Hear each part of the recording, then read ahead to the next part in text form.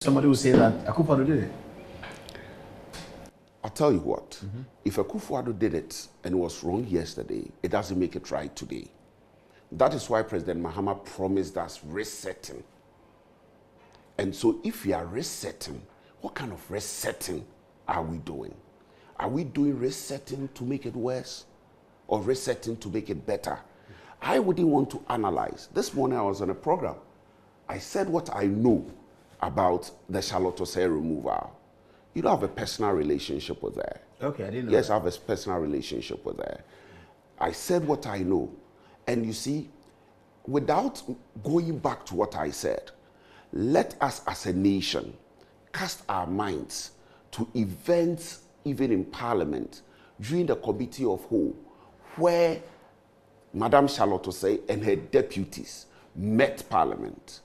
What happened there? What happened? Before the removal? Yes, it was a very... Before the election? Yes, it was a very... No, after the election. After the election, okay. When she came to report back to Parliament. When she came to report back to Parliament, I wish you could show the footage. That's 2017. 2017. What happened? There was a very frosty,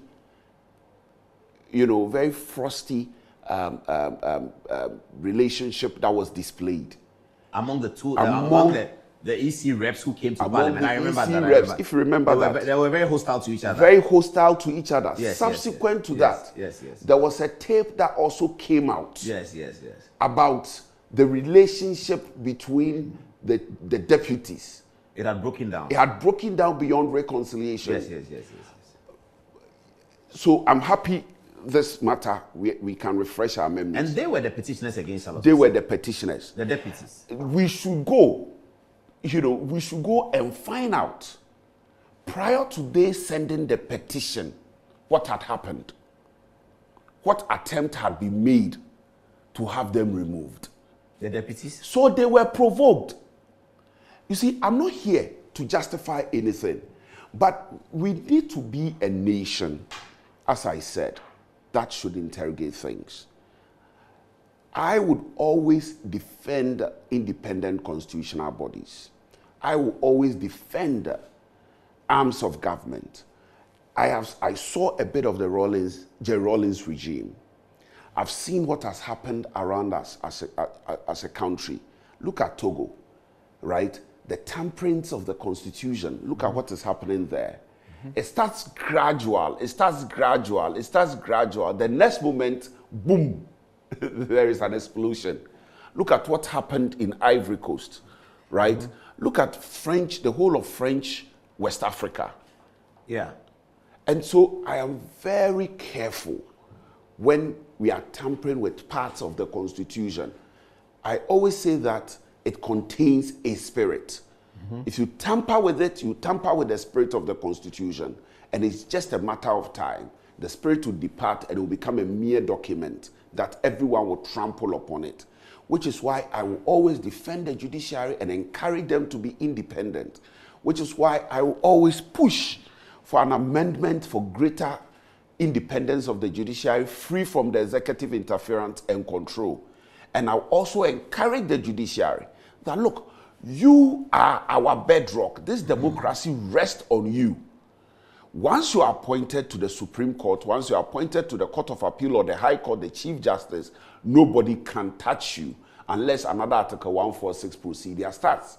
If it starts, people will know that it's because you stood on independent grounds. That is why this is happening to you. But we shouldn't become a tool to be used to destroy our democracy. But when Osajifo Dr. Kwame Nkrumah, the popular refrain is that Osajifo, right, passed the law that made Ghana a one-party state. Is that not the popular refrain? Yes. But it was Parliament that passed the law. Indeed. And so President Mahama, with the greatest of respect, let's look at the reset you promised. With the greatest of respect to President Mahama, let's look at the reset he promised. Obviously, the reset was on the back of observations that things were not as expected. If things were not as expected, how do we make progress? Look, some people have said that Madam Jean Mensah and her crew, right, are incompetent. Dr. Farijan, had been around since 1992, if my memory serves me right. He was part of the Interim Electoral Commission. Yes, he was. That was Deputy Commissioner at the Deputy Commissioner at the time. That was made up of Nana Odroni Mapau and Co. Justice Ofori Boateng was the chairman. Yeah. He had been there. But even that, after his long experience at the Electoral Commission, what happened in 2012? Horrendous errors. So, did we say Dr. Farijan was incompetent because of 2012? No. We didn't say that. But he was about to leave, so he left. And he was... Good.